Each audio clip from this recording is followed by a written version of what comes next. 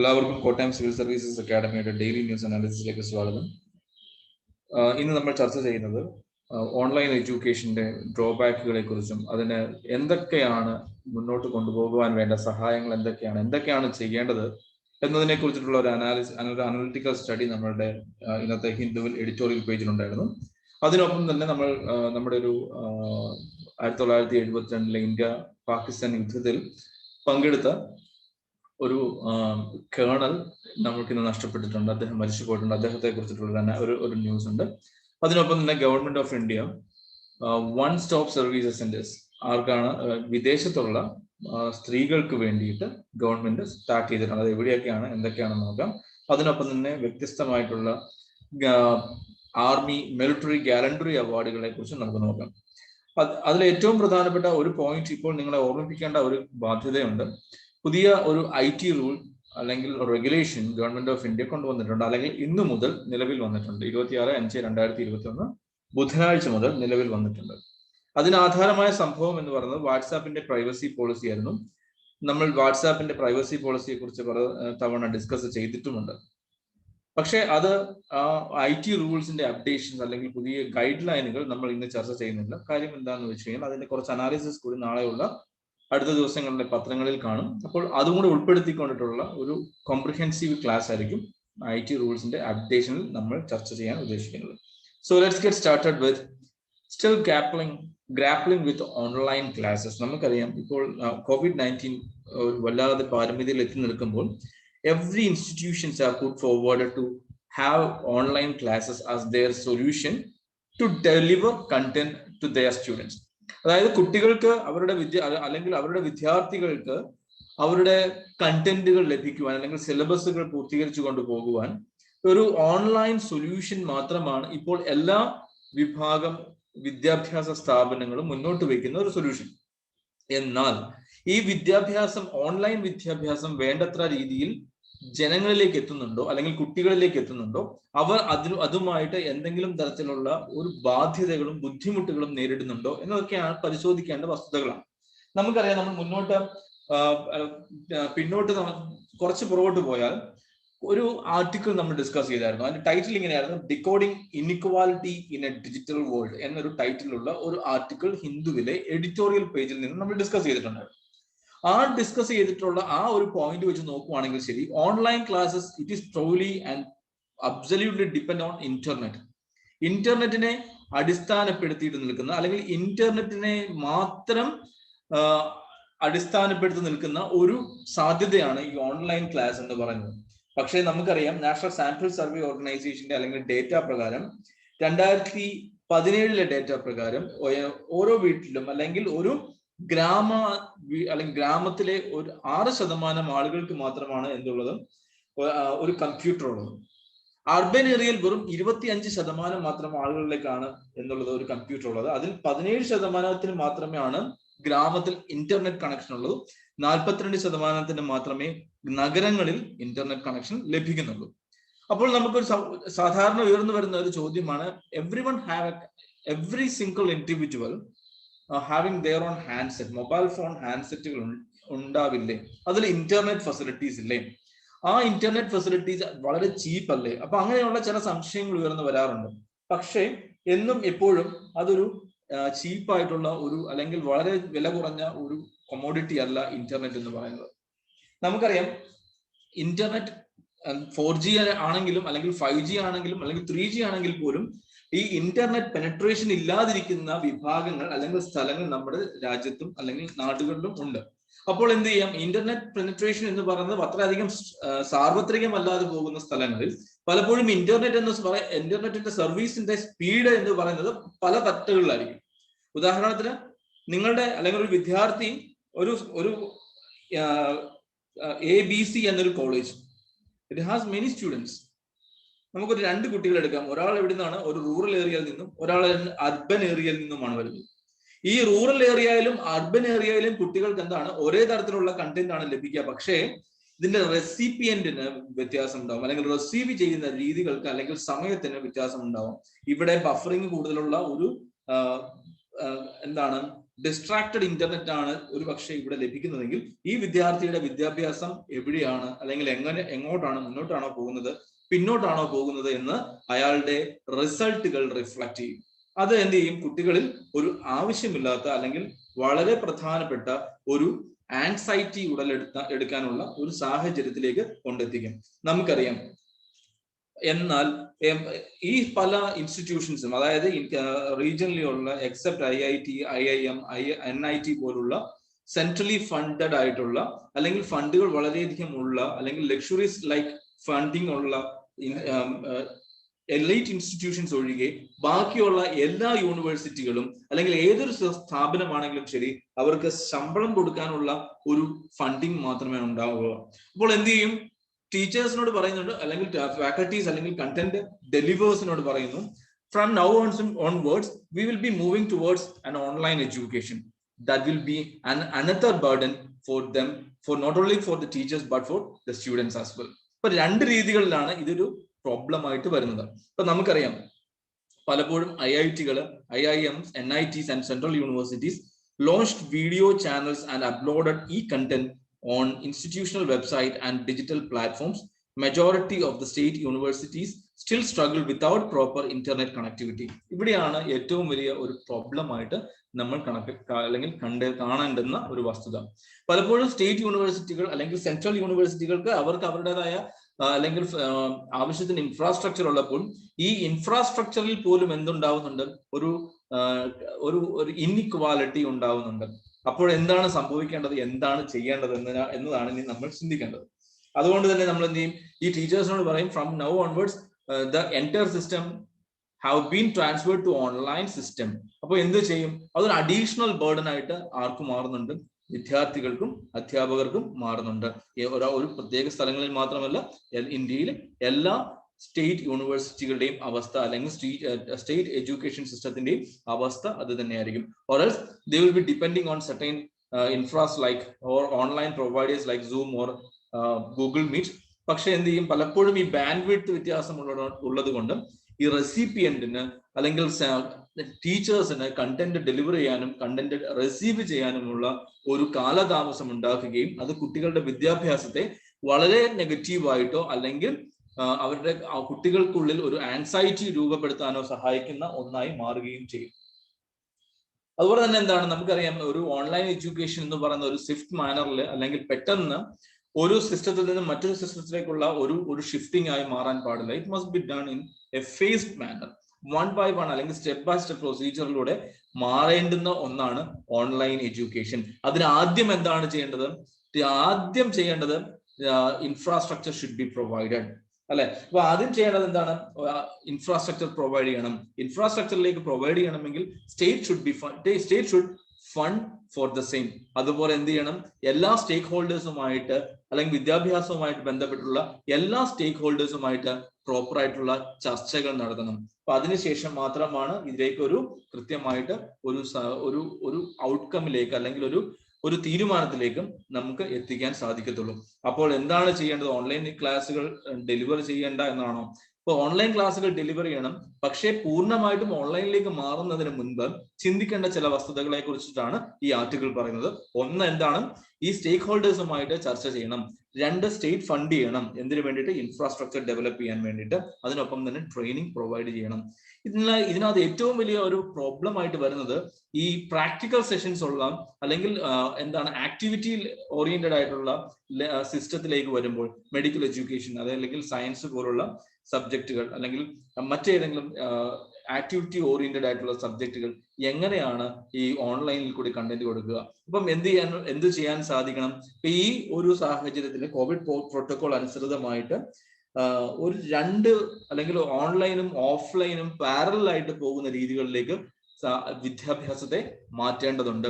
അതിനൊപ്പം തന്നെ എന്താണ്, മറ്റ് സബ്ജക്റ്റുകൾ, ആർട്സ് സബ്ജക്റ്റുകൾ അല്ലെങ്കിൽ സാധാരണ ആക്ടിവിറ്റി ഓറിയന്റഡ് അല്ലാത്ത സബ്ജക്റ്റുകൾ, പലപ്പോഴും ഈ മൂക്ക് പോലുള്ള പ്രോജക്റ്റുകൾ, എന്താണ് ഈ മാസീവ് ഓപ്പൺ ഓൺലൈൻ കോഴ്സുകൾ, D2H കണ്ടന്റ് ഡെവലപ്മെന്റ്, അങ്ങനെയുള്ള സാഹചര്യങ്ങളിലേക്ക് മാറ്റേണ്ടതാണ്. അപ്പം ഒരു സിംഗിൾ സ്ട്രെച്ചിലുള്ള ഒരു സ്വിഫ്റ്റ് ട്രാൻസ്ഫോർമേഷൻ അല്ല ഈ എഡ്യൂക്കേഷൻ സിസ്റ്റത്തിൽ വേണ്ടത്, സ്റ്റെപ്പ് ബൈ സ്റ്റെപ്പ് ആയിട്ടുള്ള ഒരു ട്രാൻസ്ഫോർമേഷൻ ആണ് വേണ്ടത് എന്നാണ് മിലിന്ദ് കുമാർ ശർമ്മയുടെ ഈ ആർട്ടിക്കിൾ ഓർമ്മിപ്പിക്കുന്നത്. അടുത്തൊരു പ്രധാനപ്പെട്ട പോയിന്റ് ആണ് OSC. ഇതൊരു പ്രിലിം പെർസ്പെക്റ്റീവിൽ മാത്രം ഓർത്താൽ മതി. അതുപോലെ അല്ലെങ്കിൽ വിമൻ എംപവർമെന്റ് പ്രോജക്റ്റിൽ ഒരു സപ്പോർട്ടിംഗ് പോയിന്റ് ആയിട്ട് നിങ്ങൾക്ക് ഇത് ഉപയോഗിക്കാം. OSC is to be set to aid women survivors. എവിടെ? The central government will set up one-stop centers across 10 missions to provide assistance to Indian women who are survivors of gender-based violence. ഏതെങ്കിലും എന്താണ് ലിംഗ വ്യത്യാസത്തിന്റെ പേരിൽ ഏതെങ്കിലും തരത്തിലുള്ള വയലൻസിൽ പെട്ടുപോയിട്ടുള്ള സ്ത്രീകളെ support ചെയ്യാൻ വേണ്ടി government of India one stop centres പല രാജ്യങ്ങളിലായിട്ട് തുടങ്ങുന്നുണ്ട്. അതിന്റെ തുടക്കത്തിലുള്ള എണ്ണം എന്ന് പറയുന്നത് 10 നമ്പേഴ്സ് മാത്രമാണ്. അത് എവിടെയൊക്കെയാണ് തുടങ്ങുന്നത് നോക്കാം. 1 Bahrain, 2 Kuwait, 3 Qatar, 4 Oman, UAE, Jeddah and Riyadh in Saudi Arabia, Australia and Canada and Singapore. ഇത്രയും രാജ്യങ്ങളിലാണ് എന്ത് തുടങ്ങുക? Under the aid and support of women and ministry of women and child development. ഇത് ആരാണ് ഡെവലപ്പ് ചെയ്യുന്നത്, അല്ലെങ്കിൽ ആരാണ് ഇതിന്റെ നോഡൽ മിനിസ്ട്രി? ഏതാണ്? Ministry of women and child development. എത്ര രാജ്യങ്ങളിലാണ്? ഏകദേശം 9 രാജ്യങ്ങളാണ്. ബഹ്റൈൻ ഉണ്ട്, കുവൈറ്റ്, ഖത്തർ, ഒമാൻ, UAE തുടങ്ങിയ സ്ഥലങ്ങളിൽ അല്ലെങ്കിൽ രാജ്യങ്ങളിൽ തുടങ്ങുന്നു. ഇത് ആർക്ക് വേണ്ടിയിട്ടാണ് തുടങ്ങുന്നത്? ജെൻഡർ ബേസ്ഡ് വയലൻസിന് ഇരയാക്കപ്പെട്ടിട്ടുള്ള സ്ത്രീകൾക്ക് അല്ലെ വേണ്ട സപ്പോർട്ടിന് വേണ്ടിയിട്ടാണ് OSC സ്റ്റാർട്ട് ചെയ്യുന്നത്. ആരാണ് ഇതിന്റെ നോഡൽ ഓഫീസർ? ഒരു ministry of women and child development ആണ് ഇതിന്റെ നോഡൽ ഓഫീസേഴ്സ് ആയിട്ട് വരുന്നത്. ഇതാണ് colonel Punjab Singh, 1971 war veteran passes away. He had post COVID-19 complication. അതൊന്നും നമ്മുടെ വിഷയമല്ല. ഇദ്ദേഹം എന്താണ്, എവിടെയൊക്കെയാണ്, എന്താണ് ഇദ്ദേഹം അലങ്കരിച്ചിരുന്ന ഒരു പദം എന്താണ് എന്നൊക്കെ നമുക്ക് നോക്കാം. 1971 യുദ്ധത്തിൽ അല്ലെങ്കിൽ ഇന്ത്യ പാകിസ്ഥാൻ യുദ്ധത്തിൽ അദ്ദേഹം പങ്കെടുത്തിട്ടുണ്ട്. അതിന്റെ പേരായിരുന്നു കാക്ടസ് ലില്ലി എന്നായിരുന്നു ആ ഓപ്പറേഷൻസിന്റെ പേര്. അത് 6th ബറ്റാലിയൻ, അതൊന്നും അല്ല വിഷയം, അത് നമുക്ക് അത്ര പോയിന്റ് അല്ല. പകരം എന്താണ്, വീർ ചക്ര എന്ന ഒരു പോയിന്റ് നമുക്ക് പ്രാധാന്യമുള്ളതാണ്. വീർ ചക്ര എന്താണെന്നും പരംവീർ ചക്ര എന്താണെന്നും അല്ലെങ്കിൽ മിലിറ്ററി ഗാലൻട്രി അവാർഡുകൾ എന്താണ് എന്നുള്ളതും നമുക്ക് നമ്മുടെ പ്രിലിംസ് ആവശ്യമായിട്ടുള്ള അല്ലെങ്കിൽ പഠിക്കേണ്ട ആവശ്യകതയുണ്ട്. അപ്പോൾ ഇദ്ദേഹം കാക്ടസ് ലില്ലി എന്നറിയപ്പെടുന്ന ഒരു ഓപ്പറേഷൻ, അത് എന്തുമായിട്ടായിരുന്നു? Operation cactus lily by India was a military operation executed between 3 to 16th of December 1971 by Indian Air Force in the East Pakistan. കിഴക്കൻ പാകിസ്ഥാൻ, ഇന്നത്തെ ബംഗ്ലാദേശിന്റെ അല്ലെങ്കിൽ ഇന്നത്തെ ബംഗ്ലാദേശിൽ അന്നത്തെ നമ്മുടെ ഇന്ത്യൻ എയർഫോഴ്സ് നടത്തിയ ഒരു ഓപ്പറേഷനാണ് ഓപ്പറേഷൻ കാക്ടസ് ലില്ലി എന്ന് പറയുന്നത്. അപ്പൊ നമുക്കറിയാം ഓപ്പറേഷൻ കാക്ടസ് എന്ന് പറഞ്ഞിട്ടുണ്ടായിരുന്നു. എവിടെയായിരുന്നു ഇത്? ഏത് രാജ്യത്തായിരുന്നു? മാൽഡീവ്സിലായിരുന്നു ഇന്ത്യ ഓപ്പറേറ്റ് ചെയ്തത്. ഇവിടെ ഇന്ത്യൻ എയർഫോഴ്സ് ആയിരുന്നു അന്നത്തെ ഈസ്റ്റ് പാകിസ്ഥാനിൽ ഇന്നത്തെ ബംഗ്ലാദേശിൽ ഈ ഓപ്പറേഷൻ സ്ഥാപിച്ചത് അല്ലെങ്കിൽ നടത്തിയത്. ഏതൊക്കെയാണ് നമ്മുടെ ഗാലൻട്രി അവാർഡ്സ് എന്ന് നോക്കാം. നമുക്ക് പരംവീർ ചക്ര എന്ന ഒരു ആർട്ടിക്കിൾ, ഒരു ഗാലൻട്രി അവാർഡ് ഉണ്ട്.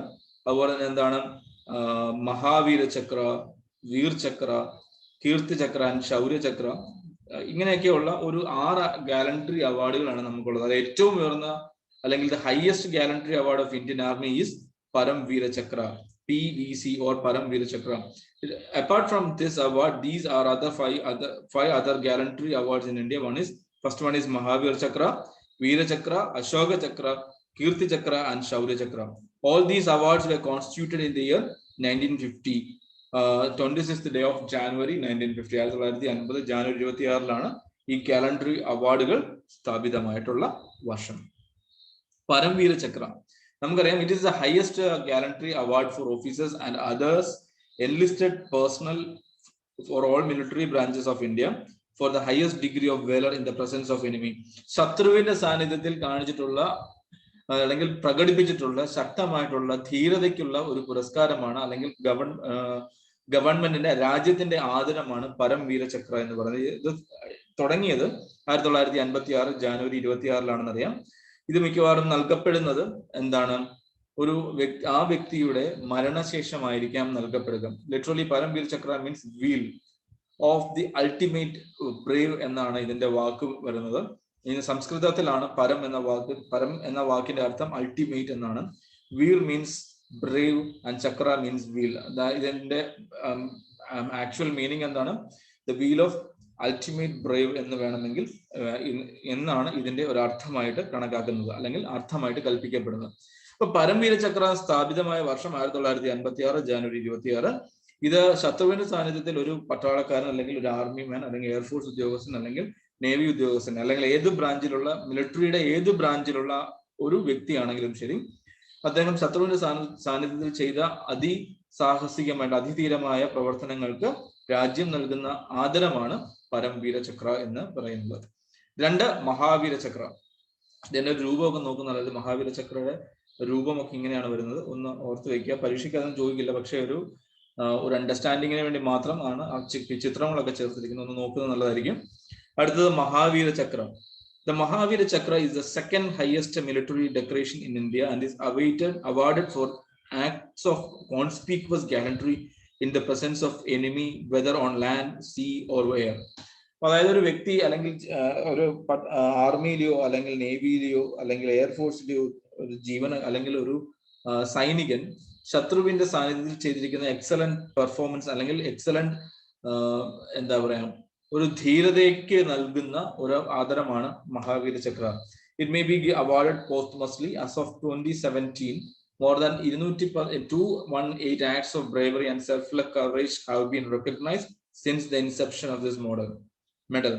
The most MVCs awarded in the single conflict was in the Indo-Pakistan War of 1971 when 11 were given to the Indian Air Force. ഏറ്റവും കൂടുതൽ മഹാവീര ചക്ര നൽകപ്പെട്ട യുദ്ധമാണ് ഇന്ത്യ പാകിസ്ഥാൻ യുദ്ധം 1971. അടുത്ത വീരചക്രം. വീരചക്ര is an Indian gallantry award presented for acts of bravery in the battlefield. Award for the decoration carried with it right to use VRC as a post-nominal abbreviation. പക്ഷേ ഇതിനകത്ത് ശ്രദ്ധിക്കേണ്ട കാര്യം എന്താണ്? VRC വീരചക്ര എന്നൊരു ടൈറ്റിൽ അല്ലെങ്കിൽ അദ്ദേഹത്തിന്റെ പേരിനൊപ്പം ചേർത്ത് വെക്കാനുള്ള അവകാശം ആർക്കുണ്ട്? അതിന്റെ റെസിപ്പിയന്റിനുണ്ട്. പക്ഷെ ഇവിടെ ശ്രദ്ധിക്കേണ്ട ഒരു കാര്യം എന്താണ്? വിക്ടോറിയ ക്രോസ് എന്നൊരു ഒരു അവാർഡ് നമ്മുടെ ബ്രിട്ടീഷ് ഗവൺമെന്റ് അവരുടെ സൈനികർക്ക് നൽകുന്നുണ്ട്. അതുകൊണ്ട് തന്നെ എന്താണ്, അതുമായിട്ട് തെറ്റിപ്പോകരുത്. അവർ ഉപയോഗിക്കുന്നത് VC എന്ന് മാത്രമാണ്. പക്ഷെ ഇന്ത്യ ഉപയോഗിക്കുന്നത് VR.C എന്നറിയപ്പെടുന്ന ഒന്നാണ് നൽകുന്നത്. അദ്ദേഹത്തിന്റെ പേരിന്റെ ശേഷം വേണമെങ്കിൽ ഇദ്ദേഹത്തിന് ഇത് ഉപയോഗിക്കാനുള്ള അവകാശം ഗവൺമെന്റ് നൽകുന്നുണ്ട്. ഈ വീർചക്ര എന്ന് പറയുന്നത് യുദ്ധമുഖത്ത് കാണിച്ച സാഹസികമായ അതിധീരതയ്ക്ക് നൽകുന്ന ഒരു ആദരമാണ് വീരചക്ര എന്ന് പറയുന്നത്. It is in third in precedence in the wartime gallantry awards and comes after the Paramveer Chakra and Mahavir Chakra. നമ്മൾ ഒന്ന് ഓർഡറിൽ ഇട്ട് കഴിഞ്ഞാൽ പരംവീർ ചക്ര ആദ്യം വരും, 2 മഹാവീർ ചക്ര വരും, അതിനുശേഷം മാത്രമാണ് വീരചക്ര വരുന്നത്. അടുത്തത് അശോക ചക്ര. ഇത് Ashoka Chakra it is open to civilians as well. നമുക്ക് സാധാരണ ആൾക്കാർക്കും നൽകാവുന്ന അല്ലെങ്കിൽ സാധാരണ ആൾക്കാർക്ക് വേണ്ടിയും ആൾക്കാർക്കും നൽകാവുന്ന അവാർഡാണ് ഈ അശോക ചക്ര എന്ന് പറയുന്നത്. It is A piece time equivalent of Paramvir Chakra and is awarded for the most conspicuous bravery or some daring or preeminent valor of sacrifice other than in the face of enemy. അതായത് ശത്രുവിനെ നേരിടാൻ വേണ്ടി മാത്രമായിട്ടുള്ളത് അല്ലെങ്കിൽ മറ്റ് ജീവിതത്തിൽ ചെയ്തിരിക്കുന്ന അല്ലെങ്കിൽ സമൂഹത്തിൽ ചെയ്തിരിക്കുന്ന ഏതെങ്കിലും ഒരു കോൺസ്പീക്വസ് ബ്രേവറിക്ക് നൽകുന്ന ആദരമാണ് അശോക ചക്ര. ഇത് സാധാരണ ആളുകൾക്കും അല്ലെങ്കിൽ പൗരന്മാർക്കും നൽകാവുന്നതാണ്. The decoration may be awarded either to a military or a civilian personnel and may be awarded posthumously. മരണശേഷമോ അല്ലെങ്കിൽ കൊടുക്കാവുന്ന ഒരു അവാർഡാണ്. അത് ആർക്ക് കൊടുക്കാം? സൈനികർക്കും കൊടുക്കാം, അതുപോലെ തന്നെ സാധാരണ സിവിലിയൻസിനും ലഭിക്കാവുന്ന അവാർഡാണ്. which is equivalent to Paramveer Chakra. Recommendation received in respect of civilians from the state government, UTI and Ministries Department of Central Government are processed by Ministry of Defence for the consideration of the Central Honor and Awards Committee chaired by Defence Ministry. ഇവിടെ ചിന്തിക്കേണ്ടത് ഇങ്ങനത്തിൽ ഒരു civilian കൊടുക്കണമെങ്കിൽ എന്ത് ചെയ്യണം? State ആർക്ക് അല്ലെങ്കിൽ UTI ആർക്ക് അല്ലെങ്കിൽ central government department ആർക്ക് റെക്കമെൻഡേഷൻ നൽകണം? മിനിസ്ട്രി ഓഫ് ഡിഫൻസിന് ഇതിന് വേണ്ടുന്ന ഒരു റെക്കമെൻഡേഷൻ നൽകണം. റെക്കമെൻഡേഷൻ നൽകുമ്പോൾ എന്ത് ചെയ്യും? Central honour and awards committee, central honour and award committee ഇത് ചെയർ ചെയ്യുന്നവരാണ് ഡിഫൻസ് മിനിസ്റ്റർ ഓഫ് ഡിഫൻസ് ആണ് ഇത് ചെയർ ചെയ്യുന്നത്. ഇദ്ദേഹത്തിന്റെ അധ്യക്ഷതയിലുള്ള centre central honour and awards committee ആണ് തീരുമാനിക്കുന്നത് ഇദ്ദേഹത്തിന് നൽകണോ വേണ്ടയോ എന്നുള്ളത്. These awards are biannual and are given on Republic Day and Independence Day. ഈ അവാർഡ് വർഷത്തിൽ 2 തവണ കൊടുക്കും. ഒന്ന് നമ്മളുടെ റിപ്പബ്ലിക് ഡേക്കും മറ്റൊന്ന് ഇൻഡിപെൻഡൻസ് ഡേക്കും. അടുത്തത് Kirti Chakra. It is an intensive military decoration award for valour, courageous action or self-sacrifice away from battlefield. It may be awarded to civilian as well as military personnel, including posthumous awards. ഇത് ജീവിച്ചിരിക്കുമ്പോഴോ അല്ലെങ്കിൽ മരണത്തിന് ശേഷമോ നൽകാവുന്ന അവാർഡാണ്. അദ്ദേഹത്തിന് അല്ലെങ്കിൽ ഒരു വ്യക്തി ചെയ്ത ഒരു ശത്രുവിന്റെ പ്രസൻസിൽ അല്ലെങ്കിൽ പോലും അദ്ദേഹം ചെയ്തിട്ടുള്ള അതിധീരതയ്ക്ക് വേണ്ടിയിട്ടുള്ള ആദരമാണ് Kirti Chakra. It is the peace time equivalent of Mahavir Chakra. Mahavir ചക്രയുടെ പീസ് ടൈം ഈക്വലന്റ് ആണ്. മഹാവീർ ചക്രയുടെ പീസ് ടൈം ഈക്വലന്റ് ആണ് കീർത്തി ചക്ര എന്ന് പറയുന്നത്. പരംവീര ചക്ര നമുക്ക് എന്താ നോക്കാം, നമുക്കിവിടെ നോക്കാം. പരംവീര ചക്ര അതിന് തത്തുല്യം എന്തായിരുന്നു? അശോക ചക്ര. മഹാവീർ ചക്രയ്ക്ക് ആ തത്തുല്യമാണ് അല്ലെങ്കിൽ ഈക്വലന്റ് ആണ് കീർത്തി ചക്ര. അപ്പൊ നമുക്ക് ഇനി ഒരെണ്ണൂടെ ഉണ്ട്, ശൗര്യചക്ര. ശൗര്യചക്ര എന്തിന്റെ ഇതായിരിക്കും? വീരചക്രയ്ക്ക് തത്തുല്യം അല്ലെങ്കിൽ ഈക്വലന്റ് ആയിട്ടുള്ള റെസ്പെക്ട് ആണ് നമ്മുടെ ശൗര്യചക്രയ്ക്കും കിട്ടുക. അപ്പം it is second in order precedence of peace time gallantry award. It comes after Ashoka Chakra and before Shaurya Chakra. Before 1967 the award was known as Ashoka Chakra class 2. അതായത് നേരത്തെ 1967 മുമ്പ് അല്ലെങ്കിൽ 1950 ഇത് കോൺസ്റ്റിറ്റ്യൂട്ട് ചെയ്ത സമയത്ത് PVC അല്ലെങ്കിൽ പരംവീര ചക്ര, മഹാവീര ചക്ര എന്നറിയപ്പെടുന്ന പോലെ ഇതിനൊരു ഓർഡർ ഉണ്ടായിരുന്നു. ഇതിന് അശോക ചക്ര 1, അശോക ചക്ര 2, അശോക ചക്ര 3, ക്ലാസ് 3 എന്നിങ്ങനെയാണ് ക്ലാസിഫൈ ചെയ്തിരുന്നത്. പക്ഷെ 1967 ശേഷം ഇതിന് എന്തായി? അശോക ചക്ര, കീർത്തി ചക്ര ആൻഡ് ശൗര്യ ചക്ര എന്ന് ഒരു ഇൻഡിപെൻഡന്റ് ആയിട്ടുള്ള ടൈറ്റിലുകളിലേക്ക് മാറി. ഏത് വർഷമാണ്? 1967 മുതൽ.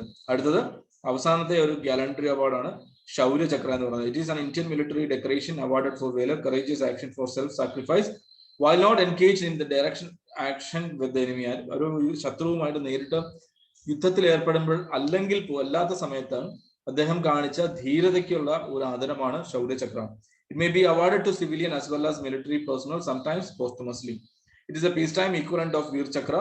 It is generally awarded for counter-insurgency operations and actions against enemy during peacetime. അതായത് രാജ്യം ഏതെങ്കിലും തലത്തിൽ അല്ലെങ്കിൽ ഏതെങ്കിലും ഒരു രാജ്യത്തിനോട് ഒഫീഷ്യലായിട്ട് യുദ്ധം പ്രഖ്യാപിക്കാതിരിക്കുന്ന സമയത്തെയാണ് നമ്മൾ എന്ത് വിളിക്കുന്നത്? പീസ് ടൈം എന്ന് വിളിക്കുന്നത്. അപ്പൊ ആ സാഹചര്യത്തിൽ ഏതെങ്കിലും തരത്തിലുള്ള ശത്രുവിനോട് നേരിടുകയോ അല്ലെങ്കിൽ അതിൽ മരണം വരിക്കുകയോ അല്ലെങ്കിൽ അദ്ദേഹം കാണിച്ച ധീരതയ്ക്കും പ്രശംസനീയമായ ധീരതയ്ക്കുള്ള അവാർഡാണ് ശൗര്യ ചക്ര. അത് ആർമി പേഴ്സണൽസിന് മാത്രമല്ല സാധാരണ ജനങ്ങൾക്കും അത് നൽകാവുന്നതാണ്. It is the third order in precedence of peacetime gallantry awards and comes after Ashoka Chakra and Kirti Chakra. It precedes Sena Medal. Before 1967 it was known as Ashoka Chakra class 3 എന്നറിയപ്പെട്ടിരുന്നു. നമുക്കറിയാം പരംവീര ചക്ര,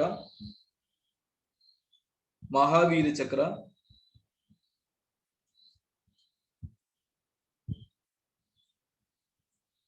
വീരചക്ര, ഈ മൂന്നും എന്താണ്? ഒരു വാർ time gallantry awards ആണ്. വാർ time gallantry awards ആണ് എന്ന് പറയാം. ഇനി മറ്റത് ബാക്കി മൂന്നും എന്താണ്? പീസ് ടൈം ഗാലൻട്രി അവാർഡ് ആണ് എന്ന് വേണമെങ്കിൽ പറയാം. ഏതൊക്കെയാണത്? അശോക ചക്ര, കീർത്തി ചക്ര ആൻഡ് ശൗര്യ ചക്ര. ഇത് മൂന്നും എന്താണ്? ഒരു പീസ് ടൈം ഗാലൻട്രി അവാർഡുകളാണ്. ഈ മൂന്ന്, അശോക ചക്ര, കീർത്തി ചക്ര ആൻഡ് ശൗര്യ ചക്ര, ഈ മൂന്നെണ്ണം എന്താണ്? ഒരു പീസ് ടൈം ഗാലൻട്രി അവാർഡ്സ് ആണ്. പരംവീര ചക്രയ്ക്ക് തത്തുല്യമാണ് അശോക ചക്ര പീസ് ടൈമിൽ, മഹാവീര ചക്രയ്ക്ക് തത്തുല്യമാണ് കീർത്തി ചക്ര, വീരചക്രയ്ക്ക് തത്തുല്യമാണ് ശൗര്യ ചക്ര എന്നും അറിയപ്പെടുന്ന ഗാലൻട്രി അവാർഡുകൾ. അടുത്ത രണ്ട് പ്രധാന